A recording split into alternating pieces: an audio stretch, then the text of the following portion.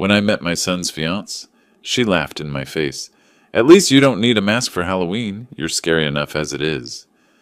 The hurtful joke hit me like a betrayal from someone close to me. But when her parents recognized me, they burst into tears and whispered, "Is it really you?" Her world was turned upside down. Before we continue, please subscribe to the channel and write in the comments what time it is where you are now. I checked the roast one last time, pressing my finger against the crust. Perfect. The potatoes had that golden color my late wife Marie used to achieve, and the green beans sat in the serving dish I'd inherited from my mother.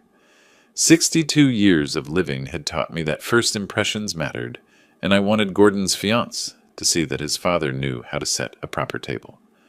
The dining room looked good. I'd polished the mahogany table that morning, positioned the chairs just so, even put out cloth napkins instead of paper. Pearl Morrison, that was her name. Gordon had been dating her for 4 months, spoke about her with an excitement I hadn't heard in his voice since his divorce 3 years back. I wanted this to work, wanted him happy, wanted to welcome whoever made my son smile like that. The doorbell rang at 6 sharp. I smoothed my shirt, walked to the front door, opened it with what I hoped was a warm, fatherly smile. "At least you won't need a Halloween mask. You're scary enough already." Pearl's words hit me like cold water. She stood there, grinning, blonde hair pulled back, dressed in clothes that probably cost more than my monthly pension. Gordon stood beside her, and instead of correcting her, instead of saying anything, he let out this awkward chuckle that made my stomach turn.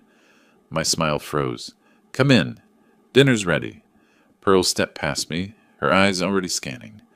She touched the doorframe, glanced at the coat rack, examined the corner of the living room visible from the entrance. Her gaze moved like an appraiser's, calculating, judging. Gordon followed her in, gave me a quick shoulder pat that felt more like an apology than a greeting. In the dining room, I pulled out chairs for them. Pearl sat down, looked at the table setting, then at the walls. "Gordon mentioned you've lived here forever," she said, running her finger along the table edge. "The furniture certainly proves it. Do you ever think about updating?"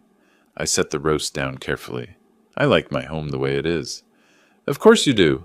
Her smile didn't reach her eyes. Gordon cleared his throat. "Dad's always been sentimental about this place. Right, Dad?" I carved the roast, placed slices on their plates. Pearl pushed hers slightly away before even tasting it, a small gesture I wasn't supposed to notice. But I did. I noticed everything now. "So, Clarence," Pearl said, picking up her fork like it might be contaminated, "you're retired now? What do you do with your time?" "I stay busy, I'm sure." She took a tiny bite, chewed slowly. "It must be lonely in such a big house. Do you ever think about downsizing? This place must cost a fortune to maintain." Gordon leaned toward her, physically choosing her side without realizing it. I sat at the head of my own table, watching them form a united front across from me. "The house is paid off," I said. "Maintenance is manageable." Pearl set down her fork. "Still, 4 bedrooms for 1 person. The neighborhood used to be nicer too, from what Gordon tells me. Property values have shifted." Something in her tone made me go very still. She wasn't making conversation. She was calculating. "The neighborhood is fine," I replied. Of course, of course." She touched Gordon's arm, that possessive little gesture. "Gordon and I were discussing options after the wedding. It seems silly to rent when there's so much unused space here. We could really breathe new life into this place." There it was, the real reason for this dinner. She wasn't here to meet me. She was here to stake her claim. I looked at Gordon. He wouldn't meet my eyes. "This is my home," I said quietly. Pearl's smile widened. "Of course it is. For now." The silence that followed felt like standing on the edge of something dangerous. I could feel my hands wanting to shake, feel the anger building behind my ribs, but I'd spent 30 years running into burning buildings while staying calm. I knew how to control myself. I stood up. "Thank you both for coming. I think we're done for tonight." Gordon's head snapped up. "Dad, we just got here." I said we're done. Pearl's expression shifted, annoyance flashing across her face before she smoothed it away. She stood, gathered her purse with deliberate movements. "Well, I suppose we know where we stand." Gordon looked between us, confused, like he couldn't understand why his father was ending the evening, like he hadn't heard every insult his fiancée had delivered. like he hadn't laughed when she called me scary. I walked to the front door, opened it. The March evening air felt cold against my face. Pearl walked out first, her heels clicking on the porch. Gordon hesitated. "Dad?" "Good night, Gordon." He left. I closed the door, turned the lock, stood in the sudden silence of my house. My hands were shaking now. I let them. In the kitchen, the dinner I'd spent hours preparing sat cooling on the table. Pearl's plate was still full, pushed away like garbage. I cleared the table slowly, scraping her barely touched food into the trash. Washed each dish with precise, controlled movements. My jaw hurt from clenching it. The woman had walked into my home and cataloged everything I owned, like she was already planning where to hang her pictures. And my son had sat there and let her do it. I dried the last plate, put it away, turned off the kitchen light, stood in the darkness of my living room, too angry to sleep, replaying every moment. Her smirk, Gordon's weak chuckle, her casual mention of unused space, like I was just an inconvenient obstacle between her and my property. The anger settled into something colder, sharper, understanding. This woman didn't see a person when she looked at me. She saw an asset to be acquired. I never went to bed that night. Sat in my recliner in the dark, watching streetlights paint shadows across the ceiling, hearing Pearl's voice on repeat. "At least you won't need a Halloween mask." Every time I closed my eyes, I saw Gordon's face, that nervous chuckle, the way he'd leaned toward her instead of defending me. By the time dawn light crept through the curtains, I'd replayed the evening 24 times. Each replay made it clearer. This wasn't about family. This was about real estate. The phone rang at 8:30. I looked at the caller ID. "Gordon," I answered. "Yes." "You embarrassed us last night." His voice was tight, accusatory. "Pearl was trying to connect with you, and you just shut down. What's your problem?" "My problem is being insulted in my own home." "She was joking. You're too sensitive. You need to apologize." Something in my chest went quiet and cold. "No, I don't." "Fine." He sounded like a teenager, petulant. "Don't expect to hear from us for a while." He hung up. I set the phone down, looked at my hands. Steady now. The shaking from last night had burned itself out, left something harder in its place. The week that followed felt strange. I kept my routine. Morning walk, grocery shopping on Tuesday, coffee at the diner on Thursday. But Gordon's absence sat in everything I did. I drove past his apartment twice. Didn't stop. Didn't call. Just drove past, looking at the windows, wondering if Pearl was in there planning her next move. At night, I sat at my computer, reading. Oregon inheritance laws, estate planning, property rights. The screen's glow hurt my eyes, but I kept reading, taking notes in my careful handwriting, highlighting passages about protection from family claims. I was learning the rules of a game I hadn't known I was playing. 7 days after that first call, Gordon called again. Different tone this time, excited, rushed. "Dad, I have great news. Pearl and I are engaged. The wedding's in July." I measured my response. "That's fast." "When you know, you know." He sounded so happy, so convinced. "And we've been discussing logistics. Your house makes perfect sense for us." There it was again. My house. Their logistics. "What are you talking about?" I asked, though I already knew. "You've got all that room and you're alone there. 4 bedrooms just sitting empty. We'd be helping you out, really. Pearl's already looking at paint colors for the guest rooms." "Those aren't guest rooms," I said. "This is my house." "Don't be selfish, Dad. It's time to think about family." Family. The word tasted bitter. "Let me be clear, Gordon. You and Pearl will not be moving into my house. Not now. Not after the wedding. Not ever." "You can't be serious." "I've never been more serious. This conversation is over." I hung up before he could respond. Sat there holding the silent phone, feeling something shift inside me. I wasn't hurt anymore. I was done being defensive. They wanted to play chess with my life? Fine. But they'd picked the wrong opponent. I walked to my home office, pulled out the filing cabinet. Deed to the house, existing will, bank statements, pension information. I spread everything across the desk, taking inventory.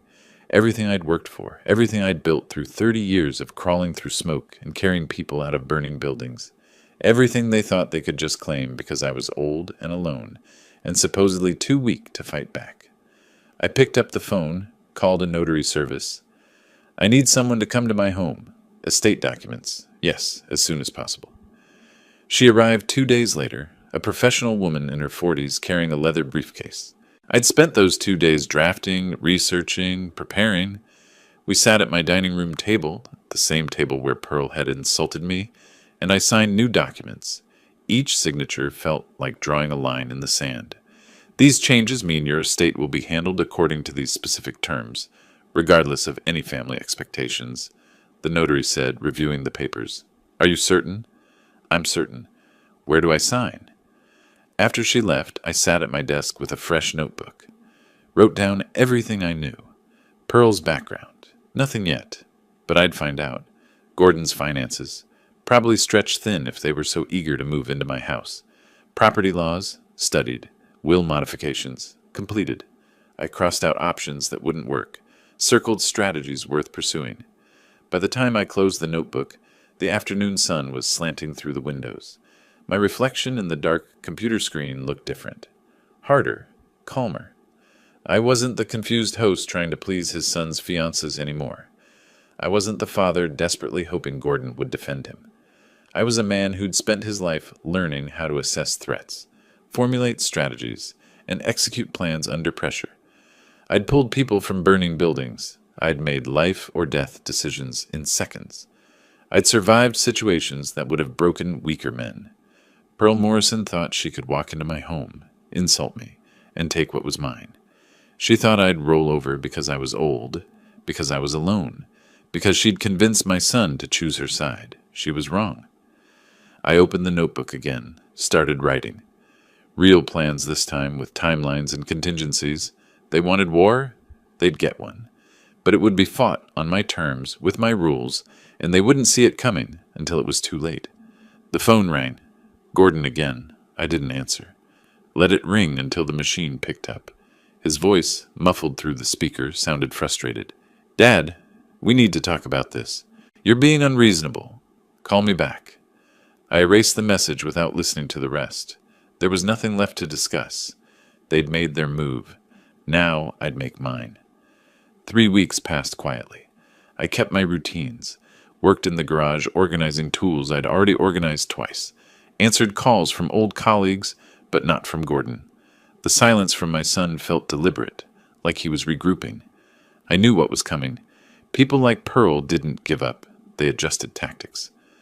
The doorbell rang on a Tuesday afternoon while I was replacing a hinge on my workbench. I wiped my hands, walked through the house, saw Gordon through the front window. Alone, nervous posture, shifting his weight. I opened the door. Can we talk? He asked. I stepped aside, let him in, didn't offer coffee. We sat in the living room, me in my chair, him on the couch. Not comfortable, not social. Whatever this was, it had an agenda. Pearl and I have been planning the wedding, he started, hands clasped between his knees. The venues in Portland aren't cheap. We want to do things right, start our marriage properly. He paused, looked at his hands.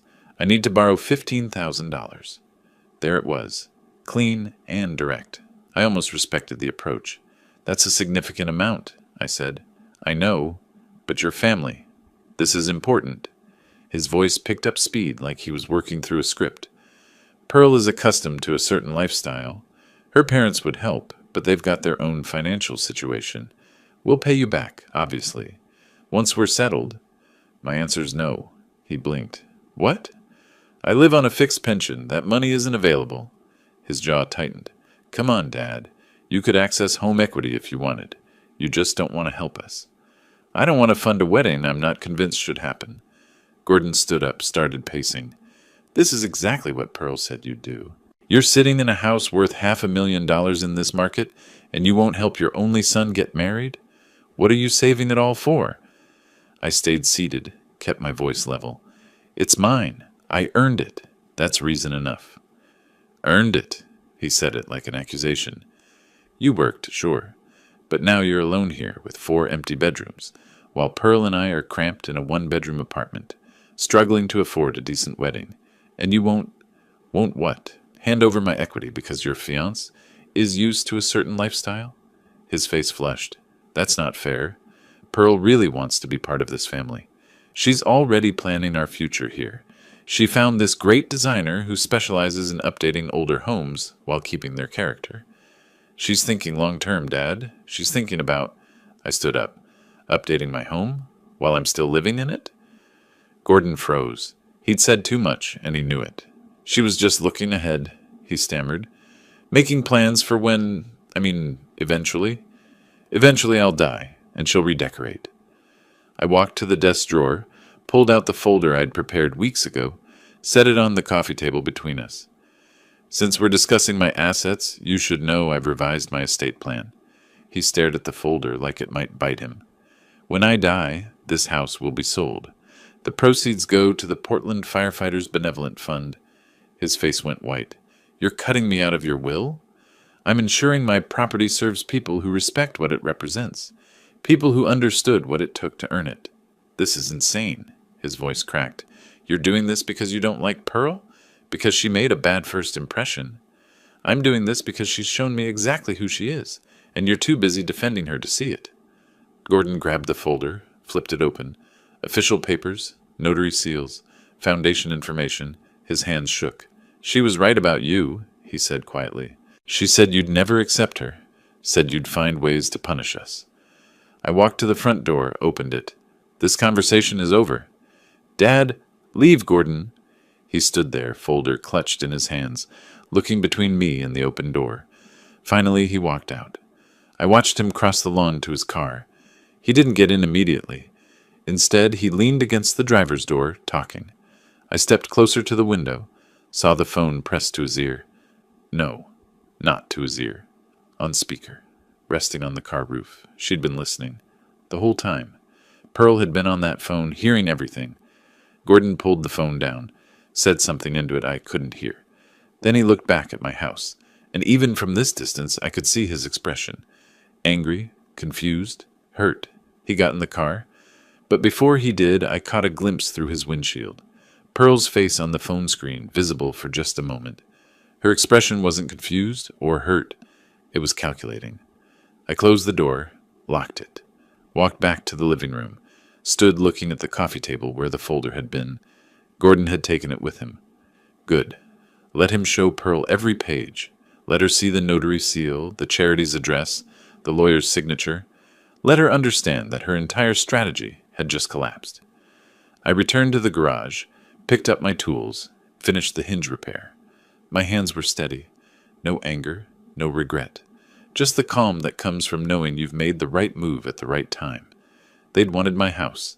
They'd planned for it, counted on it, built their future around it, and I'd just shown them it would never be theirs.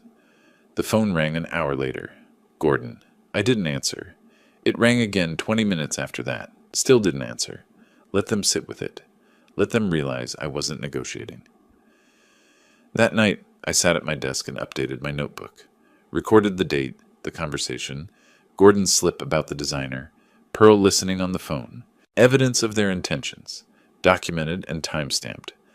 My father used to say that in any fight, the person who stays calm wins. Not the strongest or the fastest, the calmest. The one who can think while everyone else is reacting. I'd spent 30 years staying calm while buildings burned around me. This was no different. Pearl Morrison thought she could manipulate her way into my home, use my son as leverage, wait me out until I died and left her everything. She'd made one critical mistake. She'd underestimated who she was fighting. The phone call came a week later, unexpected enough to make me suspicious. Dad? Gordon's voice was careful, rehearsed. I know things got heated last time. Pearl feels awful about it. She wants to apologize properly. Can we take you to lunch? Just talking. No agenda. I let the silence stretch. Heard him breathing, waiting. Neutral location, I said finally. Tomorrow, noon. I'll choose the place. Sure, yeah. Whatever works. I picked a diner near downtown. Nothing fancy. The kind of place where you couldn't perform wealth. I arrived 15 minutes early. Took a booth with my back to the wall. View of the entrance. Old habit from the firehouse. Always know your exits. Always see who's coming. Gordon and Pearl walked in at noon exactly. She'd dressed down, jeans, simple blouse, minimal makeup, none of the flashy jewelry from that first dinner. Her hair was pulled back softly instead of the severe style she'd worn before. every detail calculated to look humble. They slid into the booth across from me. Pearl folded her hands on the table, made eye contact. "I need to apologize," she said. "I was nervous meeting you, and I overcompensated by being critical. That wasn't fair. Gordon talks about you all the time, and I want us to start over." Her tone was perfect, contrite but not groveling, vulnerable but not weak. If I hadn't seen her real face, I might have believed it. "Actions matter more than words," I said. "I understand. Let me prove it." The lunch was painfully civil. Pearl asked about my firefighting career, questions she should have asked at that first dinner. Gordon relaxed, probably thinking his father and fiancée were finally connecting. I answered with enough detail to seem engaged, not enough to seem warm. When the check came, Pearl reached for it. "Please, let me." I let her pay. Watched how she counted out bills, making sure the server saw her leave a generous tip. Performance, all of it. 3 days later, they showed up at my door with grocery bags. "We were at the store and thought of you," Gordon said, grinning like this was spontaneous. It wasn't. The bags contained expensive items I'd never buy myself: imported olive oil, artisan bread, organic vegetables. Pearl moved through my kitchen like she was trying on the space, putting things away, making helpful comments about my organizational system, complimenting the tile backsplash she'd probably criticized to Gordon in private. "This kitchen has great bones," she said. "You just don't see craftsmanship like this anymore." They stayed an hour. Pearl was warm, engaged, asked about my neighbors. When she left, she hugged me. Brief, appropriate, not too familiar. Gordon looked hopeful. The visits continued. Once a week, then twice. Sometimes with groceries, sometimes offering to help with yard work. Gordon knew I didn't need help with. Pearl's performance was consistent, but I watched for the cracks. They came. Standing at my front window during one visit, looking out at Tom's yard across the street, Pearl said, "Your neighbor really should do something about that yard. It makes the whole street look unfortunate." "Tom works 2 jobs," I replied. "He does his best." She didn't hear the warning in my voice. "Well, property values affect everyone. Some people just don't understand that." I filed it away. Another visit, she helped put away groceries and pivoted to finances. "Have you thought about what you'll do with the house eventually? I mean, maintaining it alone must be expensive. Gordon and I have been researching reverse mortgages. I'm not discussing my finances with you." She backed off quickly, smiled, changed topics. But the intent had been clear. After each visit, I sat at my desk and wrote dated entries. What she said about Tom's yard, how she'd assessed my kitchen like she was planning renovations, the way she'd steered conversation toward money despite claiming she wanted to start over. 4 weeks into this charm campaign, they visited on a Sunday afternoon. Pearl excused herself to use the bathroom. When they left an hour later, I found magazines on my coffee table. Restoration Hardware, West Elm, expensive furniture catalogs I'd never order. I picked one up. Sticky notes marked various pages. Pearl's handwriting. Master bedroom, lighter colors. Living room, modern minimalist. Replace that awful wallpaper. She'd written room names from my house, marked furniture for spaces she didn't own. Left them here deliberately, I realized. A message, a claim, a preview of her intentions. The next visit, I was ready. "You left some reading material here," I said casually, holding up a catalog. Pearl's expression flickered. Surprise, then calculation. "Oh, those catalogs. I was just getting ideas for our apartment." I opened to a marked page, read her note aloud. Master bedroom, lighter colors. "You don't have a master bedroom in an apartment, Pearl." Her smile froze. Gordon looked confused. "I must have been thinking about dream houses," she said lightly. "You know how it is, looking at furniture and imagining—" "You were imagining my master bedroom." I set the catalog down. "In my house." "Dad," Gordon started. She was just planning to redecorate my home. Again, despite all these apologies and visits and promises that she's changed. I looked at Pearl. "You haven't changed anything except your approach." Pearl's mask cracked. Just for a second I saw anger flash across her face before she smoothed it away. "You're being paranoid," she said, but her voice had an edge now. "Am I? You've spent weeks performing concern, bringing groceries I don't need, pretending to care about my life, all while making notes about which rooms you'll update first. Gordon stood up. This is ridiculous. She made some notes in a catalog. With room names for my house, Gordon. Specific plans for spaces she doesn't live in and never will. They left shortly after. No warmth in the goodbye. Pearl's performance had shattered, and she knew it. Alone, I flipped through the catalogs again, examined each note, each marked page. She'd been meticulous, matching furniture to specific rooms, noting measurements, planning color schemes. This wasn't casual browsing. This was an interior design strategy for a house she'd already claimed in her mind. I walked to my filing cabinet, pulled out the estate documents, checked the Charity Foundation's information one more time. Everything was in order. Pearl had adapted her tactics, played a longer game, but she couldn't hide her nature.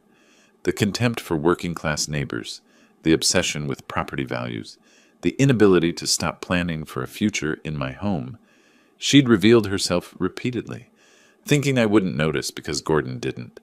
I'd given her enough rope. She'd shown me everything I needed to see. The war hadn't ended. It had just gone underground, and now I knew exactly what I was fighting. The call came during breakfast 4 days later. I was eating toast, reading the newspaper's local section, coffee steaming in my favorite mug. Ordinary Tuesday morning. The phone rang. Gordon's number. I set down my coffee carefully. Yes? Great news, Dad. His voice had that artificial brightness people use when they're about to ask for something unreasonable. We've moved the wedding up to July, and Pearl thinks it makes sense for us to move in right after. You've got all that space, and honestly, we're worried about you being alone. My hand tightened on the phone. I'm not alone. I'm independent, and you're not moving in. Don't be like that. Think about it practically. 4 bedrooms, just you rattling around. We'd help with expenses, keep you company. Gordon, the answer is no. His tone shifted, frustration bleeding through the rehearsed cheerfulness. You know what your problem is? You're selfish. You'd rather sit in that big house alone than help your own son. Do you even want me to be happy? I want you to be happy with someone who isn't trying to steal my home. Steal? We're trying to build a family. But you're so stuck in your ways, so bitter about being alone, that you can't see. Background noise, then Pearl's voice, shrill and close. She'd grabbed the phone. You ungrateful old man. She was screaming now, all pretense gone. We've tried being nice. We've tried including you, and you just push us away. You're standing in the way of our future because you're bitter and alone, and you can't stand seeing other people happy. I held the phone away from my ear. Her voice came through tinny and distorted, rage making her words sharp and ugly. Nothing like the woman who'd apologized at that restaurant, who'd brought groceries, and smiled, and played humble. This conversation is over, I said calmly. We'll see about that. I hung up, set the phone on the table. My toast had gone cold. I wasn't hungry anymore. The silence that followed was different from before, heavier, waiting. 3 days passed, no calls, no visits. I kept my routines, but the tension sat in my chest like pressure before a storm. Then the mail came. Among the bills and advertisements was a professional envelope, Portland Realty Group. I opened it standing at my kitchen counter. Dear homeowner, thank you for your interest in our property evaluation services. Per your request, through Ms. Pearl Morrison, we've prepared a preliminary market analysis for your property at... I read it twice. The estimated value, $540,000. The request date, 3 weeks ago. Right in the middle of Pearl's charm offensive, when she'd been visiting with groceries and smiles and furniture catalogs. She'd been pricing my house, while pretending to apologize, while bringing me food, while performing concern. She'd been researching what my property was worth, planning to sell it, calculating her profit. I picked up the phone, called the real estate agency. A woman answered, professional and pleasant. I'm the homeowner at this address, I said. I never authorized this appraisal. A pause. Our records show Pearl Morrison contacted us on behalf of the family. She said you'd agreed to explore options for estate planning purposes. I agreed to nothing. Send me all correspondence related to this request. Every email, every note, every document. Of course, sir. I apologize for any confusion. We'll send everything today. I hung up, stood in my kitchen holding that letter, feeling something cold and final settle into place. She hadn't just wanted my house. She'd already been planning what to do with it after she had it. Researching market value, contacting agents, building her strategy while serving me organic vegetables and acting like she cared. I drove downtown that afternoon to an office building I'd researched days before. Rebecca Chen, attorney at law. Her receptionist showed me to a conference room with a view of the river. Ms. Chen arrived with a notepad and reading glasses, professional suit, firm handshake. "Tell me what's happening, Mr. Phillips." I spread the documents across her table.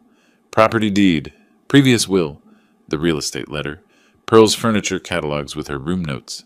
I explained the situation without emotion. Gordon's engagement, Pearl's behavior, the dinner insults, the money request, the false reconciliation, the property inquiry. She took notes in neat shorthand, asked pointed questions, examined each document. "What you're describing is financial exploitation positioning," she said finally. "She's laying groundwork to claim interest in your property. The fact that she's already researching market value suggests she's planning well ahead. Can she succeed? Not if we document properly. Your mental competence is clear, your decisions are sound, and we'll create legal structures she can't penetrate." Over the next hour, she outlined strategies, living trust amendments, transfer on death deed updates, documentation proving sound mind and absence of undue influence, beneficiary confirmations with the charity foundation, letters to Gordon explicitly stating his non-inheritance status regarding the property. Every page designed to close doors Pearl thought she could use. "She'll have no standing to contest anything," Ms. Chen said. "These documents, properly executed and witnessed, create legal barriers that even aggressive litigation can't break through, particularly in Oregon, where property rights and testamentary freedom are strongly protected." I signed documents for the next 40 minutes, each signature witnessed by her, paralegal, notarized, dated, sealed. Each page another lock on a door Pearl had been trying to open. When we finished, Ms. Chen handed me copies in a leather portfolio. "Keep these somewhere secure. Make sure your son knows they exist. Transparency removes her ability to claim surprise or manipulation later."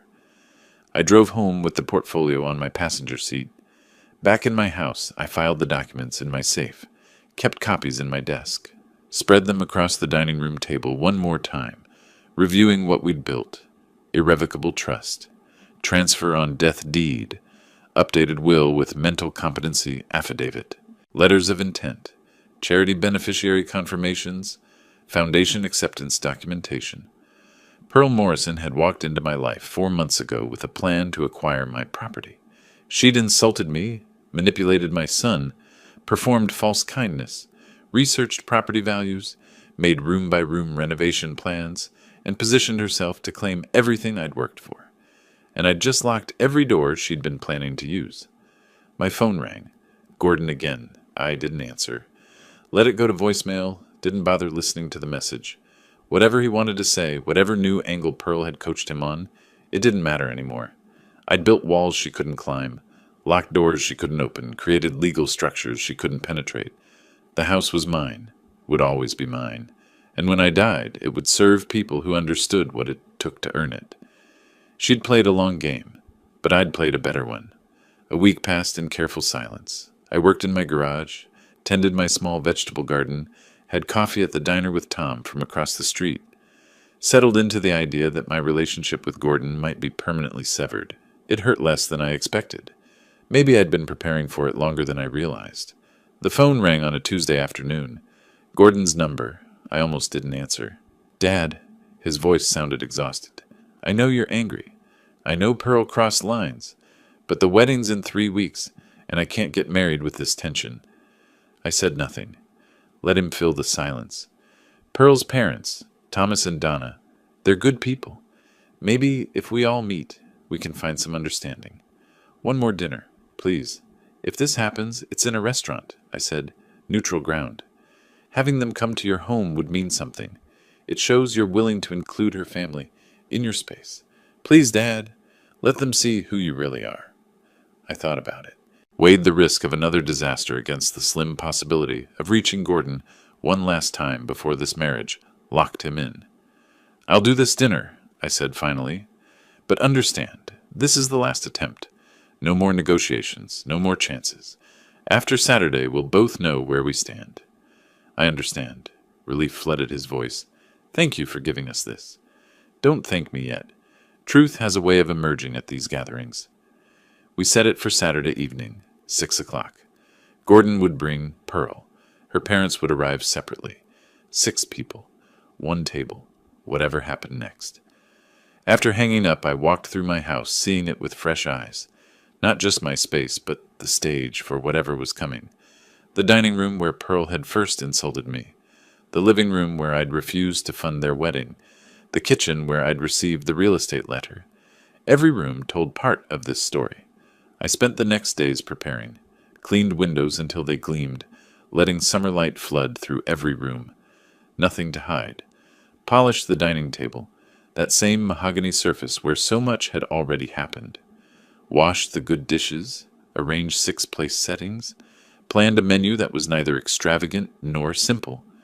Roast chicken, seasoned vegetables, fresh bread, food that spoke of care and competence. Gordon called twice about details. Dietary restrictions? None. Arrival time? 6 o'clock sharp. What to bring? Nothing. Just themselves. Pearl says her parents are easygoing, he told me. They'll appreciate the effort. We'll see what they appreciate, I replied.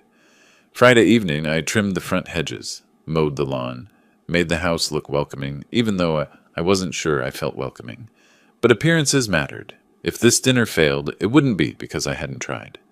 Saturday morning, I woke at 5:30. Couldn't sleep longer. Dressed carefully, pressed khakis, button-down shirt. Nothing fancy but respectful. Started food preparation early. The chicken went in the oven at 4. Vegetables prepped and ready. Bread warming. Everything timed to be perfect at 6. By 5 o'clock, the house smelled like a real dinner should. Warm, inviting, home-cooked. I checked the dining room one more time. 6 places set.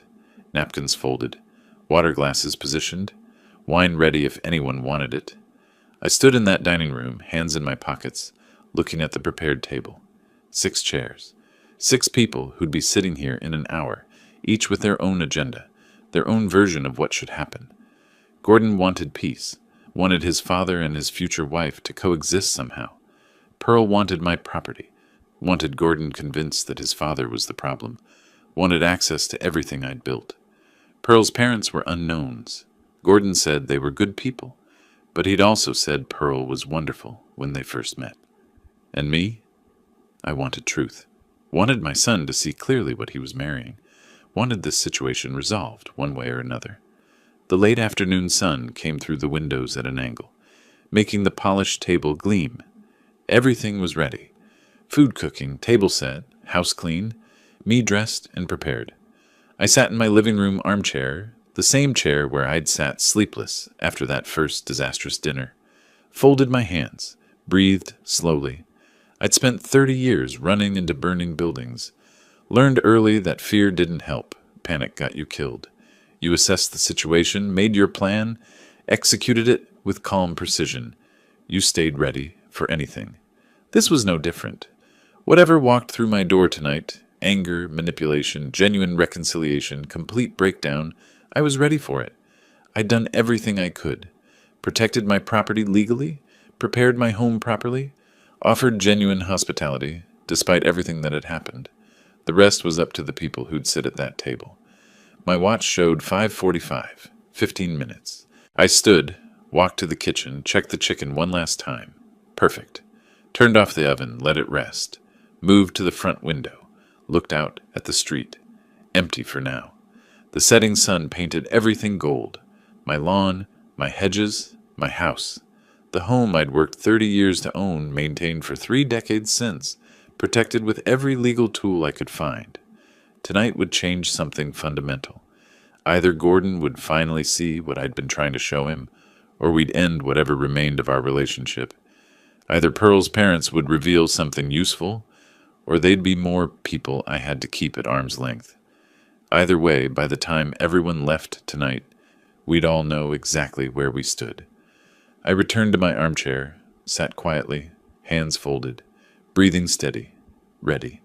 Headlights swept through my front window at 5:40. I checked my watch. 20 minutes early. Unexpected.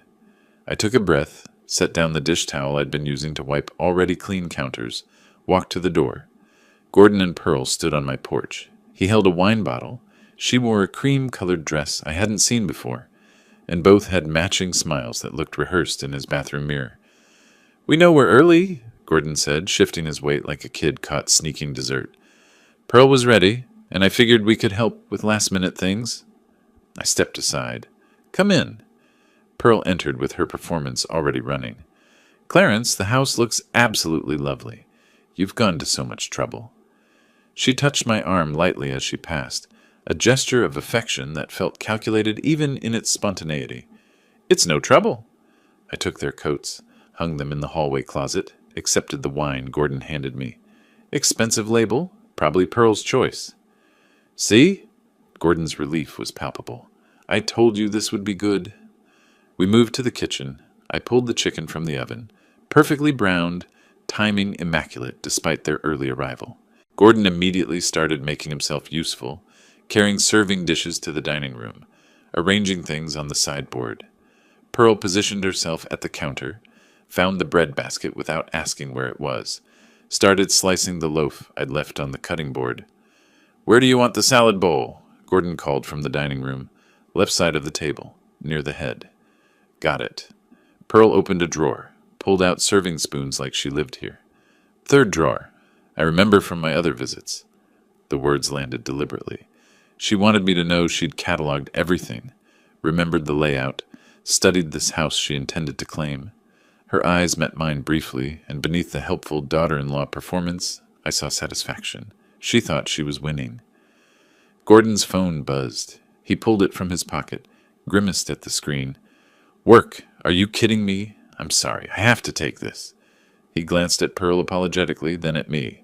2 minutes, I promise." He stepped onto the back porch, pulling the door closed. Through the window, I could see him pacing, one hand gesturing as he talked. The kitchen felt smaller suddenly, just Pearl and me with the counter between us. Her smile disappeared. The transformation was instant, like watching a mask slide off to reveal the face underneath. Her expression went cold, calculating, predatory. "You understand your mistake now, old man?" Her voice dropped to a hiss, low enough that Gordon wouldn't hear through the closed door. "Gordon's on my side, completely. He does whatever I tell him. You've been playing your games, changing your will, talking to lawyers, building your little legal walls, but you've already lost." I kept my hands steady on the counter, met her eyes without flinching. "After the wedding, this house, your money, everything you're trying to protect, it's just a matter of time." She moved closer, leaning across the counter, invading the space. "Gordon will convince you, or I'll wait you out. Either way, you're what? 62? How many years do you really have left?" "Enough," I said quietly. She laughed, soft, mocking. "Look at you, alone in this big house, clinging to your furniture and your pride like they're all you have left. Because they are all you have. You couldn't keep your wife. You're losing your son. You're just a sad old man who couldn't hold on to his family, and you think some papers are going to stop me. You're wrong about one thing." "What's that?" Her smile was sharp, confident. "I'm not playing games." Her eyes narrowed. "You think you're tough? You think your little legal tricks matter? I've been planning this since before Gordon proposed. Every move calculated, every word chosen. You're not fighting me, old man. You're fighting someone who knows exactly what she wants and exactly how to get it." The doorbell rang. Pearl's expression flickered. For just a fraction of a second, both faces were visible. The predator caught mid-strike and the performer scrambling to reassemble her mask. She straightened up, stepped back, smoothed her dress with quick, precise movements. Her breathing shifted, shoulders relaxed, and the smile returned to her face like she'd pressed a button. I turned away from her, walked through the dining room where Gordon had arranged the serving dishes in neat rows. The table looked good, everything positioned properly, wine glasses gleaming under the chandelier light, into the front hallway where our coats hung on the rack. Behind me, I heard the back door open. Gordon's voice, cheerful and oblivious. "Sorry about that. Work crisis averted. Did I miss anything?" "Just me telling your father how much this evening means to us." Pearl's voice was honey and warmth, every trace of venom erased. The switch had been complete. instantaneous, practiced to perfection. "Her parents should be here any minute," Gordon said, appearing beside me as I reached the front door. His face was hopeful, eager, wanting desperately for this evening to heal wounds he couldn't fully see. "You're really going to like them, Dad. They're good people. Down to earth, not fancy or pretentious." I reached for the doorknob, paused with my hand on the cold metal. Something felt weighted about this moment, significant in a way I couldn't articulate. The house was warm behind me, dinner ready, wine breathing, my son standing close enough that I could hear him breathing. Pearl somewhere in the kitchen doorway, wearing her performance face, thinking she'd already won. And on the other side of this door, two people I'd never met who were supposed to somehow make sense of this impossible situation. My heartbeat accelerated, not from fear or anxiety, but from some instinct I couldn't name, like standing outside a building before entering, sensing something off about the structure, the weight distribution, the way smoke moves through unseen spaces. 30 years of running into fires had taught me to trust those instincts. I turned the knob, pulled the door open, and everything I thought I knew began to crumble. A couple stood on my porch. 60s, maybe. The man wore a pressed button-down shirt, the woman a simple navy dress. Both smiled in greeting. "You must be—" I started. The man's face changed. His smile froze, then fell away. His eyes locked onto mine. Not a casual glance, but intense focus, studying my features like he was trying to solve a puzzle that suddenly appeared in front of him. He reached out, gripped his wife's arm. "Wait. Donna, look at his face. Really look." The woman turned her full attention to me. Her expression shifted from polite to confused to something else. Her hand went to her mouth. "Your face," she whispered. I know your face." "I don't think we've met before," I said. "We have." The man, Thomas, stepped closer, examining me from one angle then another. His voice was shaking. 25 years ago. You saved our daughter's life." Gordon appeared behind me. "What? Dad, what's he talking about?" Thomas wasn't looking at Gordon. His eyes stayed fixed on mine. "Our house caught fire. September 2000. We got out, but Pearl hid. She was only 7. Terrified, hid in a closet upstairs. Everything slowed down. Pearl, 7 years old. Fire. You went in when other firefighters said it was too dangerous." Donna's voice broke. Tears were streaming down her face. "You brought her out. She was unconscious from smoke, but you saved her." "I saw your face that day," Thomas continued. "Covered in soot, exhausted, but you were holding our little girl. I'll never forget it. The building partially collapsed right after you came out. You could have died saving our daughter." My mind was racing backward. September 2000. 25 years ago. House fire on the east side. Family escaped, but dispatch said child still inside. Structure unstable. Captain ordered us to wait for backup, but there was no time. I'd gone in anyway. Found her in a bedroom closet, unconscious. Carried her out seconds before part of the ceiling came down. "Pearl," I said slowly. "Your daughter Pearl is—" "Our Pearl." Donna reached for my hands, gripped them hard like she needed to confirm I was real. "The little girl you rescued. She has scars on her back and arms from that fire. You gave her a future. You gave us our daughter back." Movement from the kitchen doorway. Pearl emerged, drawn by the voices still wearing that fake smile. "What's going on?" Then she heard Donna's words. "The firefighter who saved our daughter 25 years ago." Pearl stopped walking. Her smile cracked. "The fire—" Her voice was barely audible. "I remember strong arms, someone carrying me." She looked at me, really looked at my face. Her eyes went wide. The firefighter's face through the smoke. Her voice broke. "It was you." She stared at me, and I watched recognition slam into her like a physical force. Her expression cycled through confusion, realization, horror, shame. Her face went white. "You saved me?" she whispered. Then her legs gave out. She dropped to her knees on my living room floor, hands covering her face. A sound came from her throat, something between a gasp and a sob. "What have I done?" Her whole body was shaking. "I didn't know. I'm so sorry. I didn't know." The room was frozen, Thomas and Donna still gripping my arms, tears on both their faces. Gordon standing near the dining room, mouth open, speechless. Pearl on the floor, sobbing into her hands. And me in the center, trying to process what was happening. This woman, This cruel, entitled woman who'd insulted me, manipulated my son, tried to steal my house, called my face scary, mocked my age and loneliness. She was the 7-year-old girl I'd carried out of a burning building 25 years ago, the child whose unconscious weight I'd felt in my arms as I stumbled through smoke, who I'd handed off to paramedics before collapsing from smoke inhalation myself. "Dad," Gordon's voice sounded far away. "You never told me you were a firefighter. You never mentioned—" "It was my job," I heard myself say. "I did my job." "You did more than your job." Thomas's voice was thick with emotion. "You risked your life. We moved to Seattle right after. Too many memories in that house, that neighborhood. But I've thought about you every day for 25 years. Wondered who you were, if you knew what you'd given us." Donna was crying harder now. "We tried to find you afterward, but everything was chaos. And we were so focused on Pearl's recovery. The burns, the trauma, the nightmares. By the time we thought to search, we'd moved, and we didn't even know your name." Pearl made another sound. Not words, just raw anguish. Her parents looked at her, then at me, trying to understand what was happening, why their daughter was on the floor, devastated. "Pearl," Donna said gently. "Honey, what's wrong? This is wonderful. We finally found him. We can finally think." "She didn't know who I was," I said quietly. The words hung in the air. Thomas and Donna looked between Pearl and me, confusion replacing their joy. "She's been trying to take my house," I continued.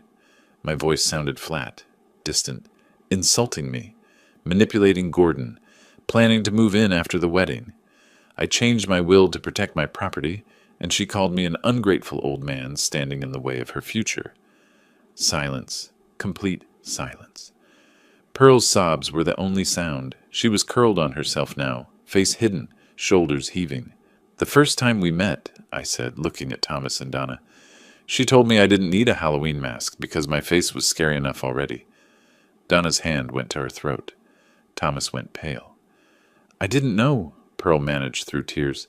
"I swear I didn't know it was him. I didn't remember his face clearly, just shadows and smoke and someone carrying me. If you'd known, would you have been different?"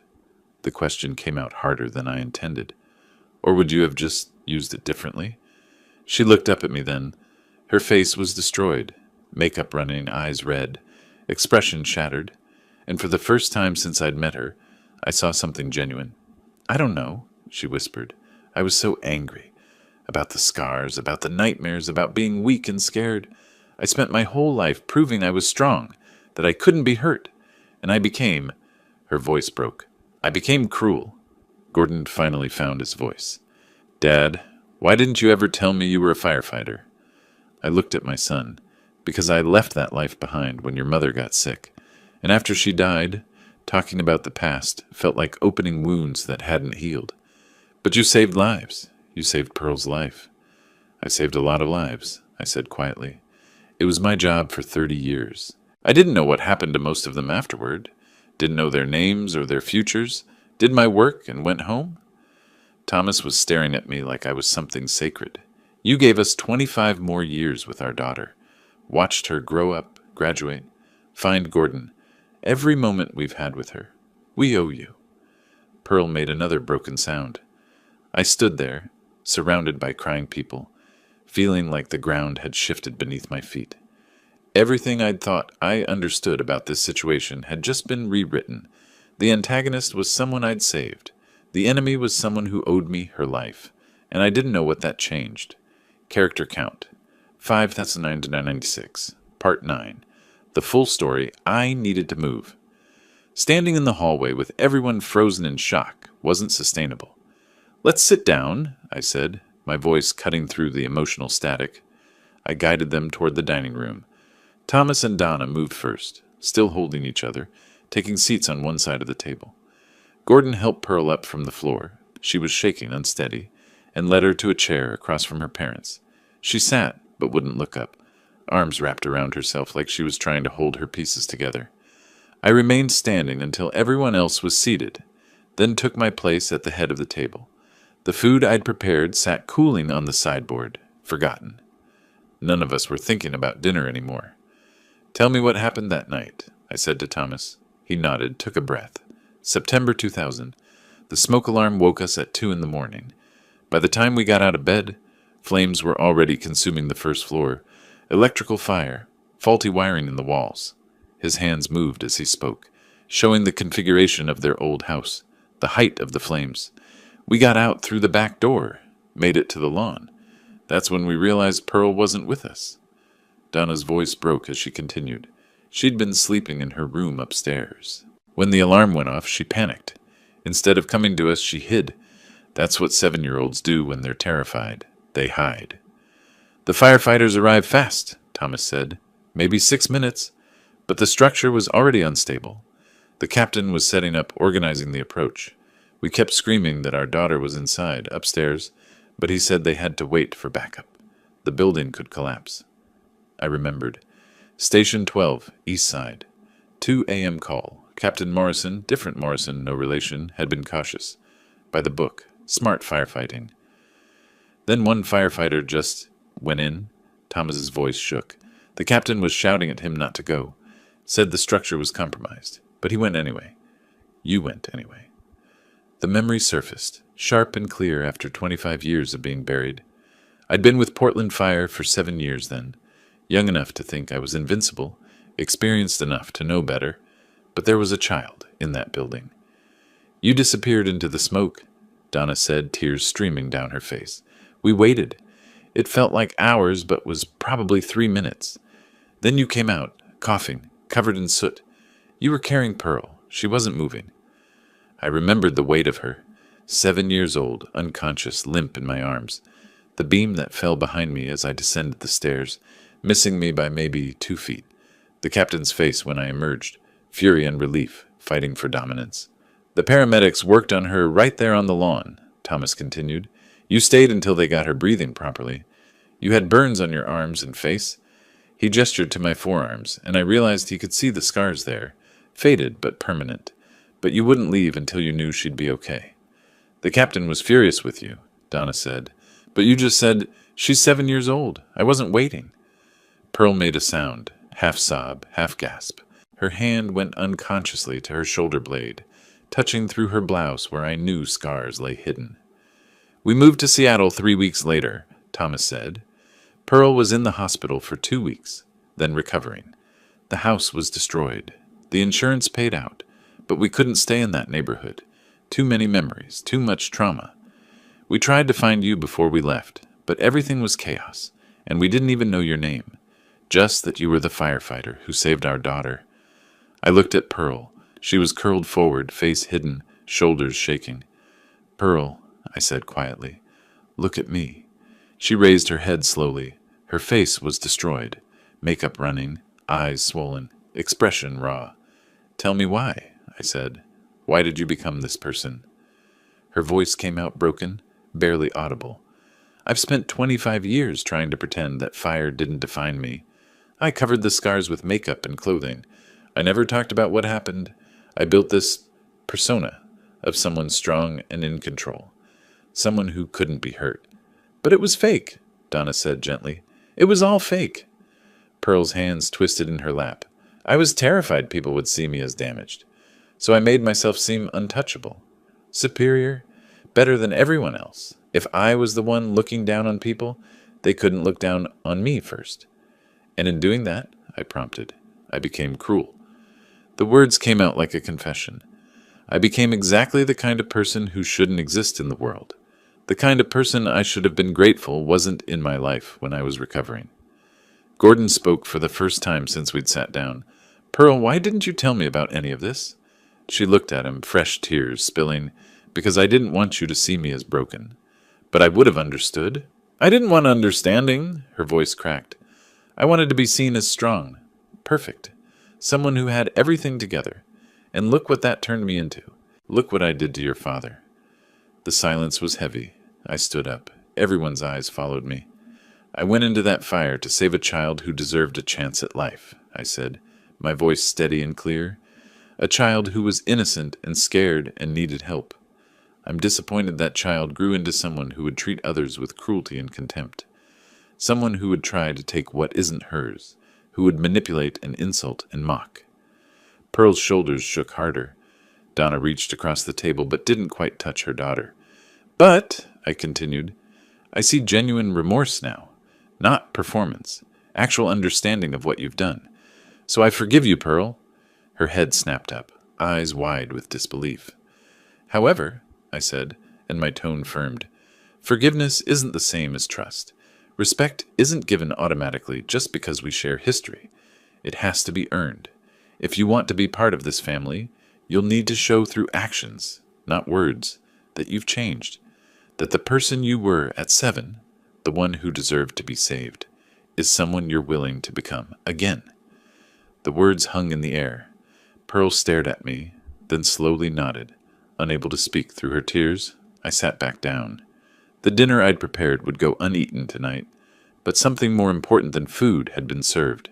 Truth, recognition, the possibility of transformation. Gordon reached for Pearl's hand. She gripped it like a lifeline. Thomas looked at me with something like reverence. 25 years, he said softly. 25 years we've carried gratitude with no way to express it, and now we find you like this. Life has strange timing, I replied. Donna wiped her eyes. What happens now? I looked at each of them. Pearl broken and honest for perhaps the first time. Gordon confused but present. Thomas and Donna grateful and grieving simultaneously. Now, I said, we see if words become actions, if remorse becomes change, if understanding becomes growth. Pearl nodded again, still crying. I'll prove it to you. I promise I'll prove it. Then prove it, I said simply. Not tomorrow, not in some grand gesture, in the small choices you make every day from this point forward. The evening stretched on. We talked more, about the fire, about my career, about the years between then and now. Eventually, Thomas and Donna left, hugging me at the door with gratitude that felt almost painful in its intensity. Gordon and Pearl followed soon after. At the door, Pearl paused. Thank you, she whispered, for saving me then, and for giving me a chance now. I nodded, didn't offer false comfort or premature reconciliation, just acknowledgement. After they left, I stood in my quiet house, surrounded by the dinner that never happened, and wondered what came next. I'd prepared for war, built legal fortifications, armed myself against manipulation. Instead, fate had intervened and done what no strategy could accomplish. It had revealed truth, and now we'd all have to live with it. The first time Pearl asked to visit, 2 weeks after that dinner, I almost said no. I'd like to talk, she said on the phone. Her voice was different, smaller, careful. Just for a few minutes. I'll bring coffee. No agenda, no pressure, just if you're willing. I agreed. Curiosity, maybe, or the desire to see if her remorse had staying power. She arrived mid-morning with 2 coffees and the kind of nervous energy that comes from genuine anxiety rather than performance. We sat on my front porch. I didn't invite her inside, and she didn't presume to ask. I started seeing someone, she said, hands wrapped around her cup. A therapist. She specializes in trauma and compensation behaviors. I'm trying to understand why I became the person I was. That's a good step. I know it doesn't undo what I said or did, but I want you to know I'm serious about changing. She looked at me directly. Can I ask about your firefighting career? Gordon said you never talked about it. It was my job for 30 years. I did what needed doing. You saved a lot of people besides me, didn't you? Some, not all. You can't save everyone. She was quiet for a moment. But you tried. That's what matters. We talked for 20 minutes. She asked questions that felt genuine, listened without trying to steer the conversation toward herself. When she left, she thanked me for my time and didn't push for another visit, but she came back the following week, and the week after that. Small visits, careful conversations. I watched for manipulation, for signs of the old Pearl resurface. Didn't see them. Saw someone struggling to rebuild herself instead. The wedding came in early August, not the elaborate event Pearl had originally demanded.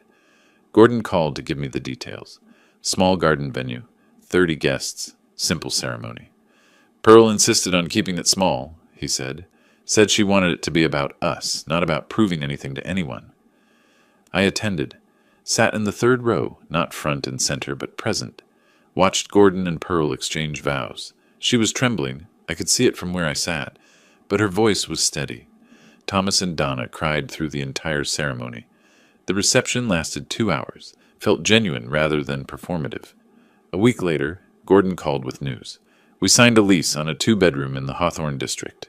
Move-in date is September 1st. That's good, I said. Building your own space? Yeah.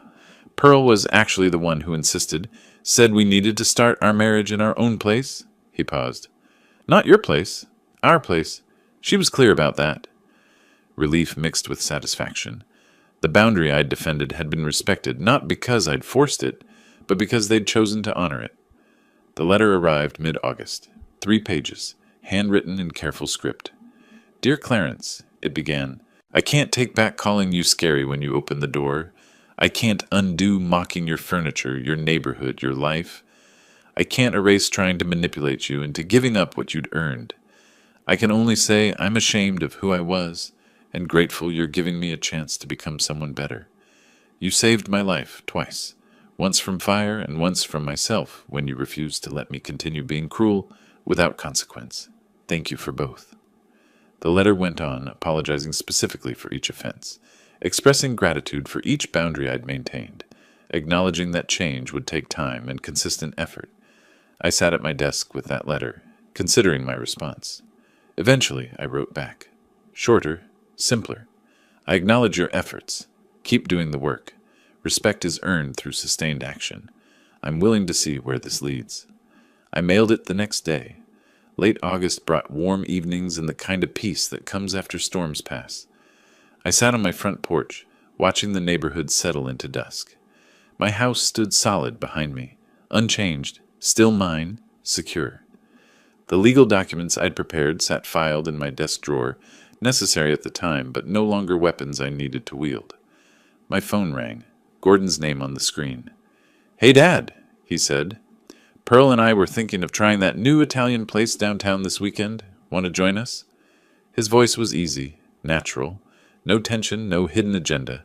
Just a son inviting his father to dinner. Saturday work for you? I asked. Perfect. Just dinner. Nothing formal. We just want to see you. I'd like that. I'll be there. After we hung up, I sat in the quiet, watching the sun finish setting. Thought about revenge plots and legal strategies, about the careful walls I'd built to protect what was mine. All necessary at the time. All rendered unnecessary, not through my strategies, but through truth's intervention. I'd prepared for war, built fortifications, armed myself with documents and boundaries and determination, ready to fight someone trying to take what I'd earned. Instead, I'd discovered the enemy was someone I'd saved, someone whose cruelty had been compensation for wounds I'd helped create by rescuing her from that fire, leaving her scarred and traumatized. The irony was profound. My heroism had indirectly created my antagonist. But facing that truth had transformed everything. Pearl's armor had cracked when confronted with who I was. Her defenses couldn't survive the weight of understanding, and in breaking, she'd found a chance to rebuild properly. My victory wasn't in punishing her. It was in maintaining my dignity, holding my boundaries, and allowing space for genuine transformation. I'd won by refusing to be moved from my principles, by protecting what was mine without becoming cruel in return. The real battle wasn't about property or wills or legal documents. It was about respect, truth, and the possibility of redemption. The evening air cooled, streetlights flickered on. Somewhere down the block, a dog barked. Normal sounds of a normal evening in a normal neighborhood. My neighborhood, my home, my peace. I'd saved a 7-year-old girl from a burning building 25 years ago, not knowing she'd grow into someone who'd threaten everything I valued, but I'd also given her a second chance to become someone worth saving again. Sometimes revenge is unnecessary. Sometimes truth does the work for you, and sometimes the greatest victory is simply standing firm until the storm passes and peace returns. I stood, stretched, walked inside my house. Tomorrow I'd have coffee with Tom from across the street. Saturday I'd have dinner with my son and daughter-in-law. Next week I'd tend my garden, work in my garage, live my life. The war was over, not because I'd destroyed my enemy, but because truth had transformed her, and I'd stood my ground long enough to see it happen. That was enough. That was victory. That was justice. I closed the door behind me, locked it, and smiled. my house, my peace, my life, all still mine. If you like this story, please like this video, subscribe to the channel, and share your impressions of this story in the comments. To listen to the next story, click on the box on the left. Thank you for watching.